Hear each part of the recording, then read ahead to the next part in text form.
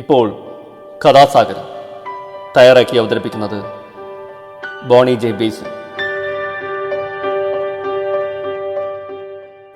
പ്രിയ സുഹൃത്തുക്കളെ, കഥാസാഗരത്തിലേക്ക് എവരെയും സ്വാഗതം ചെയ്യുകയാണ്. കഥാസാഗരം കഥകളുടെ പരിപാടിയാണ്. ഓരോ എപ്പിസോഡിലും ഓരോ കഥ കേൾക്കാം. നാടോടി കഥകളും മുത്തച്ഛി കഥകളും ഇതിഹാസ കഥകളും പുരാണ കഥകളും ഐതിഹ്യങ്ങളും എല്ലാം ഇതിലൂടെ കടന്നു വരും. മുതിർന്നവർക്കും കുട്ടികൾക്കും ഒരുപോലെ ആസ്വദിക്കാവുന്ന കഥകൾ. അപ്പോൾ ഇന്ന് ഞാൻ പറയാൻ പോകുന്നത് ഒരു നാടോടി കഥയാണ്. ഒരു ഉത്തരാഖണ്ഡ് നാടോടി കഥ. വൈകണ്ടല്ലേ, നമുക്ക് ആദ്യം കഥ കേട്ടാലോ, പിന്നെ വിശേഷങ്ങളിലോട്ട് വരാം.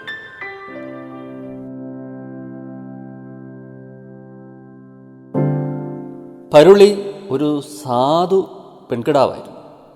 ധാരാളം സ്വത്തുള്ള ഒരു കൃഷിക്കാരൻ്റെ വീട്ടിലേക്കാണ് അവളെ കല്യാണം കഴിച്ചു കൊണ്ടുപോയത്. അപ്പോൾ മുതൽ ഭർത്താവിൻ്റെ വീട്ടിലെ സകല ജോലിയും അവളുടെ ചുമതലയിലായി. പരുളി എല്ലാ പണിയും അടുക്കും ചിട്ടയുമായി ചെയ്തിരുന്നെങ്കിലും ഭർത്താവിൻ്റെ അമ്മയ്ക്ക് അവളെക്കുറിച്ച് പരാതി മാത്രമേ ഉണ്ടായിരുന്നുള്ളൂ.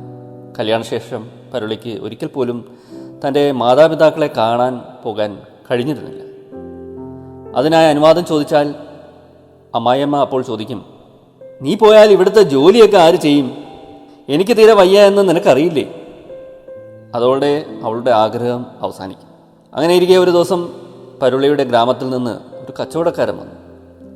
അയാൾക്ക് പരുളിയോട് പറയാൻ പുതിയൊരു വിശേഷമുണ്ടായിരുന്നു. ദൂരെ യാത്രയ്ക്ക് പോയ നിന്റെ ചേട്ടൻ വീട്ടിൽ വന്നിട്ടുണ്ട്. നീയും കൂടെ വീട്ടിലുണ്ടായിരുന്നെങ്കിൽ എന്ന് നിന്റെ അച്ഛനും അമ്മയ്ക്കും വല്ലാത്ത ആഗ്രഹമുണ്ട്. അത് കേട്ടതുകൂടി അവളുടെ സങ്കടം വർദ്ധിച്ചു. വലിയേട്ടനെ കണ്ടിട്ട് എത്ര കാലമായി, എല്ലാവരും ഉള്ളപ്പോൾ ഒന്ന് വീട്ടിൽ പോകാൻ കഴിഞ്ഞിരുന്നെങ്കിൽ. പരുളി അമ്മായിയമ്മയെ സമീപിച്ചു. അമ്മായി, ഞാനൊന്ന് വീട്ടിൽ പൊയ്ക്കോട്ടെ. ദൂരയാത്ര കഴിഞ്ഞ് ചേട്ടൻ എത്തിയിട്ടുണ്ട്. പോയിരുന്നെങ്കിൽ എല്ലാവരെയും ഒന്ന് കാണാമായിരുന്നു. 2-3 ദിവസത്തിനുള്ളിൽ ഞാനങ്ങ് പോരാം. അമ്മായിക്കത് തീരെ പിടിച്ചില്ല. നീ എന്താ വിചാരിച്ചത്? വയസ്സായ ഞാൻ ഇവിടുത്തെ ജോലി മുഴുവൻ ചെയ്ത് കഷ്ടപ്പെടണമെന്നോ? പുല്ല് പറിക്കാനും കന്നുകാലികളെ തീറ്റാനും ഒന്നും എന്നെക്കൊണ്ട് പറ്റില്ല. അമ്മായി കഷ്ടപ്പെടേണ്ട. പോകുന്നതിന് മുമ്പ് 3 ദിവസത്തേക്കുള്ള എല്ലാ ജോലിയും ഞാൻ ചെയ്തു വെക്കാം. എന്നെ ഒന്ന് വീട് വരെ പോകാൻ സമ്മതിക്കണം. അവൾ കരഞ്ഞപേക്ഷിച്ചു. ശരി, സമ്മതിച്ചു. ഇന്ന് വൈകുന്നേരം തന്നെ പൊയ്ക്കോ. പക്ഷേ അതിനു മുമ്പ് 7 തൊഴുത്തും വൃത്തിയാക്കണം. ചാണകം വാരാൻ കുട്ടയൊന്നും ഞാൻ തരില്ല. അത് കഴിഞ്ഞ് 7 റാത്തൽ നെല്ല് ഉമിയും തവിടും കളഞ്ഞ് അരിയാക്കണം. പക്ഷേ എൻ്റെ ഉലക്കയൊന്നും തരാൻ പറ്റില്ല. പിന്നെ 7 കൊട്ട പുല്ല് കൊണ്ടുവരണം. അരിവാളും കയറുമൊന്നും നീ എന്നോട് ചോദിക്കരുത്. അതൊക്കെ നിന്റെ കാര്യം. ഒരു കാര്യം പറഞ്ഞേക്കാം, ജോലിയൊക്കെ സന്ധ്യയ്ക്ക് മുമ്പേ തീർത്തേക്കണം.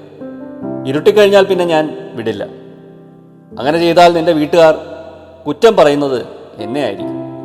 അനുവാദം കിട്ടിയതിൽ പരുളി സന്തോഷിച്ചെങ്കിലും ചെയ്തു തീർക്കേണ്ട ജോലിയെക്കുറിച്ച് ആലോചിച്ചപ്പോൾ തളർന്നുപോയി. പക്ഷേ അവൾ തോറ്റു കൊടുക്കാൻ തയ്യാറായില്ല. അവൾ ആദ്യം തൊഴുത്ത് വൃത്തിയാക്കാൻ തുടങ്ങി. കൈകൊണ്ട് ചാണകം വാരി 7 തൊഴുത്തും വൃത്തിയാക്കി കഴിഞ്ഞപ്പോൾ സമയം ഉച്ച കഴിഞ്ഞു. അമ്മായി, ഞാൻ തൊഴുത്ത് വൃത്തിയാക്കി. വേഗം നെല്ലെടുത്ത് തരൂ, കുത്തട്ടെ. അവൾ അമ്മായിയുടെ അരികെ ഓടിച്ചെന്നു. അമ്മായി വളരെ സാവധാനം ചെന്ന് 7 റാത്തൽ നെല്ല് അളന്ന് അവൾക്ക് കൊടുത്തു. എന്നിട്ട് പറഞ്ഞു, 1 മണി അരി പോലും കുറയരുത്, പറഞ്ഞേക്കാം. ഉലക്കയില്ലാതെ ഞാൻ എങ്ങനെ 7 റാത്തൽ നെല്ല് അരിയാക്കും? എനിക്കെൻ്റെ വീട്ടിൽ പോകാൻ ഇന്നും കഴിയില്ലേ? അവൾ കണ്ണുനീരൊലിപ്പിച്ചുകൊണ്ട് സ്വയം ചോദിച്ചു. 7 തൊഴുത്തും ഞാൻ കൈകൊണ്ട് വൃത്തിയാക്കി. 7 റാത്തൽ നെല്ല് ഞാൻ ഉലക്കയില്ലാതെ കുത്തണം. 7 കെട്ട് പുല്ല് ഞാൻ അരിവാളില്ലാതെ അരിയണം. 7 കെട്ട് പുല്ല് കയറില്ലാതെ കെട്ടണം. എങ്ങനെ ഇന്ന് എനിക്ക് എൻ്റെ വീട്ടിൽ പോകാനാകും? അവളുടെ സങ്കടം അവിടെ തീറ്റ തേടി നടന്ന കുരുവികൾ കേട്ടു. അവ അവളെ സഹായിക്കാമെന്ന് ഏറ്റു. പറഞ്ഞ സമയം കൊണ്ട് കിളികൾ അരിയിലെ ഉമി മുഴുവനും നീക്കിക്കൊടുത്തു. അമ്മായി അരി തൂക്കി നോക്കിയപ്പോൾ ഒരരിയുടെ കുറവ് കണ്ടുപിടിച്ചു. എവിടെ പോയി ആ ഒരു അരി? അത് നീ കളഞ്ഞോ? അമ്മായി കോപത്തോടെ ആക്രോശിച്ചു. ഇല്ല അമ്മായി, ഞാൻ തിരഞ്ഞു പിടിച്ചു കൊണ്ടുവരാം. പരുളി പുറത്തിറങ്ങി അരി തിരയാൻ തുടങ്ങി. കിളികൾ അത് കണ്ടു. നീ എന്താണ് തിരയുന്നത്? കിളികൾ ചോദിച്ചു. ഒരു അരിമണി കാണാനില്ല. അത് കണ്ടുപിടിച്ചില്ലെങ്കിൽ എനിക്കെൻ്റെ വീട്ടിൽ പോകാനാവില്ല, അവൾ സങ്കടത്തോടെ പറഞ്ഞു. കിളികളും അവളോടൊപ്പം അരിമണി തിരയാൻ തുടങ്ങി. ഒടുവിൽ ഒരു കുഞ്ഞു കുരുവിക്ക് ആ അരിമണി കിട്ടി. പരുളി അത് സൂക്ഷിച്ചു കൊണ്ടുപോയി അമ്മായിയെ ഏൽപ്പിച്ചു. കൊള്ളാം, വേഗം പുല്ലരിഞ്ഞോ, സൂര്യൻ അസ്തമിക്കാറായി, അമ്മായി മുന്നറിയിപ്പ് നൽകി. അവൾ ഭയത്തോടെ ആകാശത്തേക്ക് നോക്കി. സൂര്യൻ മലമുകളിൽ എത്താറായി. സൂര്യൻ മറയുന്നതിന് മുമ്പ് എങ്ങനെ അരിവാളില്ലാതെ 7 കെട്ട് പുല്ലരിയും? കുരുവികൾ തന്നെ സഹായിച്ചു. സൂര്യനും തന്നെ സഹായിക്കില്ലേ? അവൾ പ്രതീക്ഷയോടെ സൂര്യനെ നോക്കി അപേക്ഷിച്ചു. പോകല്ലേ സഹോദരി പകലേ, നിൽക്കില്ലേ അല്പനേരം എനിക്ക് വേണ്ടി നീ പോയാൽ പിന്നെ എങ്ങനെ ഞാൻ എൻ്റെ മാതാപിതാക്കളെ ഇന്ന് കാണും? സൂര്യൻ പരുളിയോട് സഹതാപം തോന്നി. അതനങ്ങാതെ നിന്നു. അത് കണ്ടപ്പോൾ പരുളി കാട്ടിലേക്ക് ഓടി. പക്ഷേ അരിവാളില്ലാതെ എങ്ങനെ പുല്ലറക്കും? അവളുടെ സങ്കടം കണ്ട് ഏതാനും എലികൾ അവളെ സഹായിക്കാമെന്നേറ്റു. അവ 7 കൊട്ട പുല്ലുകൾ അരിഞ്ഞുകൂട്ടി. പക്ഷേ പുല്ല് 7 കെട്ടുകളാക്കണമല്ലോ. അതിനെന്താണൊരു മാർഗം? 7 കെട്ട് പുല്ലെനിക്ക് അരിഞ്ഞു കിട്ടി, പക്ഷേ അത് കെട്ടാൻ കയറെനിക്ക് കിട്ടിയില്ല. അരുതേ പകലേ, നീ പോകരുതേ. നീ പോയാൽ ഞാൻ എൻ്റെ വീട്ടിൽ എങ്ങനെ പോകും?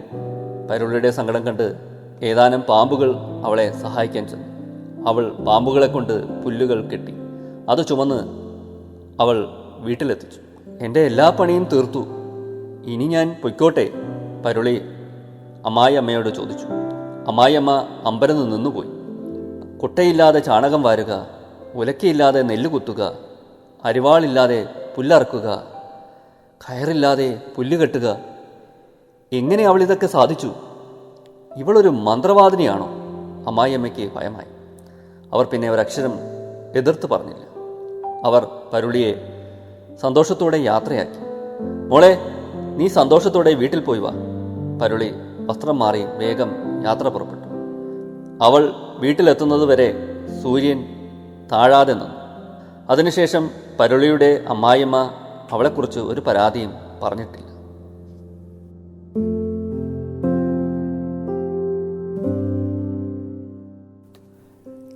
ഇത്രയുമാണ് കഥ. സാധാരണ ഒരു അമ്മായിമ്മ മരുമകൾ ശത്രുതയുടെയൊക്കെ ഒരു കഥയാണ്. ഇങ്ങനെയുള്ള കഥകൾക്ക് ഒരു ഫോർമാറ്റുണ്ട്. ഒന്നെങ്കിൽ ക്രൂരയായ മരുമകൾ, അല്ലെങ്കിൽ ക്രൂരയായ അമ്മായിയമ്മ. എന്തായാലും ഇവിടെ അമ്മായിയമ്മ കഥാപാത്രമാണ് ക്രൂരത കാണിക്കുന്നത്. ഇവിടെയും ഒരു സത്യം വിളിച്ചു പറയുകയാണ്. സ്ത്രീയുടെ ഏറ്റവും വലിയ ശത്രു സ്ത്രീകൾ തന്നെയാണ്. മറ്റൊരു കാര്യം, ഈ കഥയിൽ പ്രകൃതിയും മനുഷ്യനും കൈകോർക്കുകയാണ്. ആപത്ഘട്ടങ്ങളിലെല്ലാം പ്രകൃതി അല്ലെങ്കിൽ പ്രകൃതിയിലെ മറ്റ് ജീവജാലങ്ങളെല്ലാം ഒന്ന് സഹായിക്കുകയാണ്. അങ്ങനെ ഒരു പ്രകൃതിയും മനുഷ്യനും തമ്മിലുള്ള അല്ലെങ്കിൽ മറ്റ് ജീവജാലങ്ങളും തമ്മിലുള്ള ഒരു ഐക്യമൊക്കെ ഈ കഥയിൽ കാണാം. അത് വളരെ രസകരമാണ്. ഇതിനെക്കുറിച്ച് പറയുമ്പോഴാണ് ഇപ്പോഴത്തെ കുട്ടികൾ കാണുന്ന കാർട്ടൂണുകളെ കുറിച്ചൊക്കെ പറയേണ്ടി വരുന്നത്. പണ്ട് നല്ല കാർട്ടൂൺ ചിത്രങ്ങളുണ്ടായിരുന്നു, സിനിമകളുണ്ടായിരുന്നു. ഇപ്പോൾ ടോം ആൻഡ് ജെറി എടുത്താൽ തന്നെ ഒരു ശത്രുക്കളാണെങ്കിലും അവസാനം അവർ സ്നേഹത്തിലാണ്. ഒരു സ്നേഹമൊക്കെ അവരുടെ ഉള്ളിലുണ്ട്. അതുകൊണ്ടൊക്കെ വാൾട്ട് ഡിസ്നിയുടെ ഒട്ടനവധി കാർട്ടൂൺ ചലച്ചിത്രങ്ങളുണ്ട്. അപർവാളികയിൽ ഇന്നത്തെ സീനിയർ സിറ്റിസൺസും അല്ലെങ്കിൽ ഇന്നത്തെ മുതിർന്ന പൗരന്മാരും ഒക്കെ കണ്ടു കാണും നല്ല കാർട്ടൂൺ ചിത്രങ്ങൾ. ആ കാർട്ടൂൺ ചലച്ചിത്രങ്ങൾ കണ്ടു കഴിഞ്ഞാൽ നമുക്ക് മൃഗങ്ങളോടൊരു സ്നേഹം ഉണ്ടാവും, ഒരു പ്രകൃതി സ്നേഹമൊക്കെ ഒളിഞ്ഞു കിടപ്പുണ്ട്.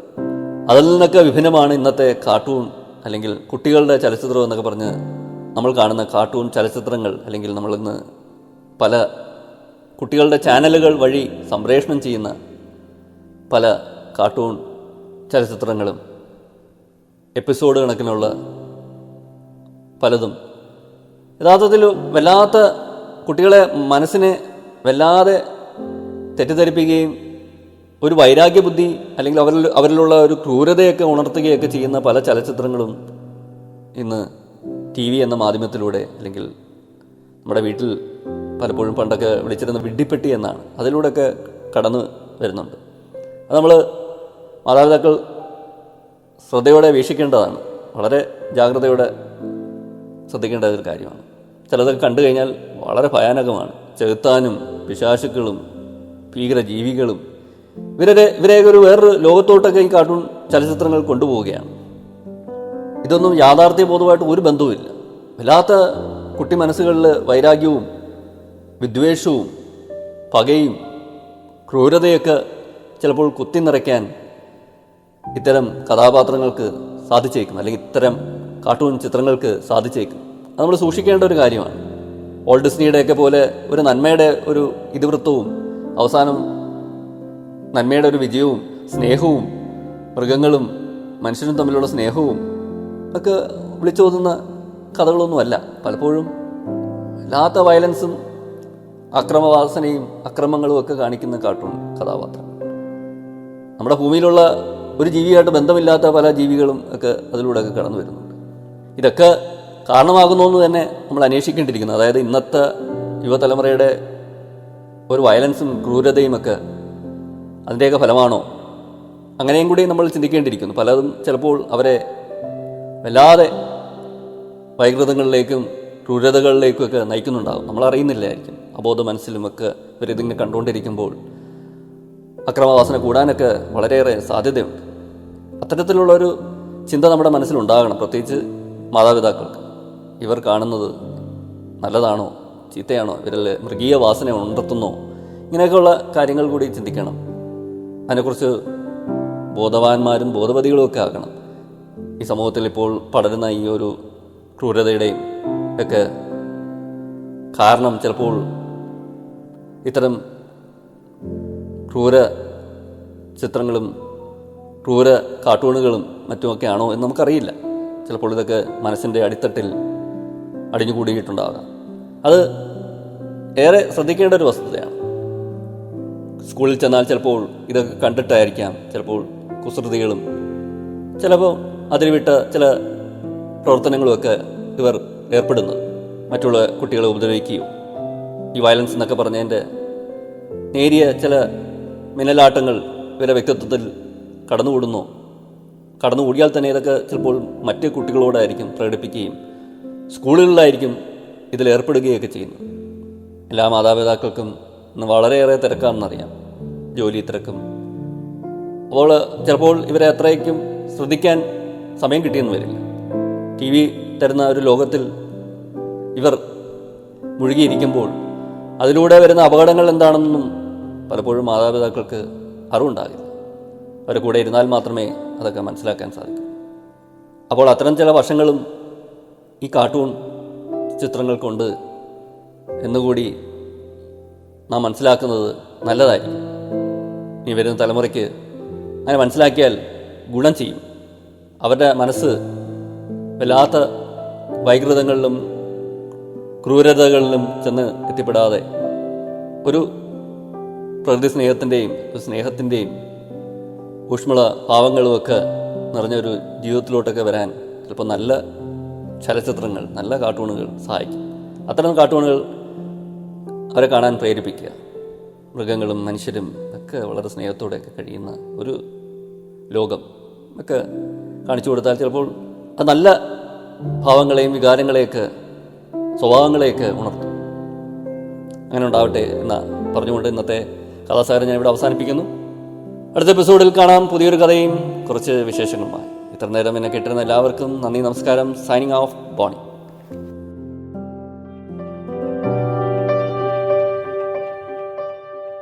നിങ്ങളിതുവരെ കേട്ടത് കഥാസാഗരം.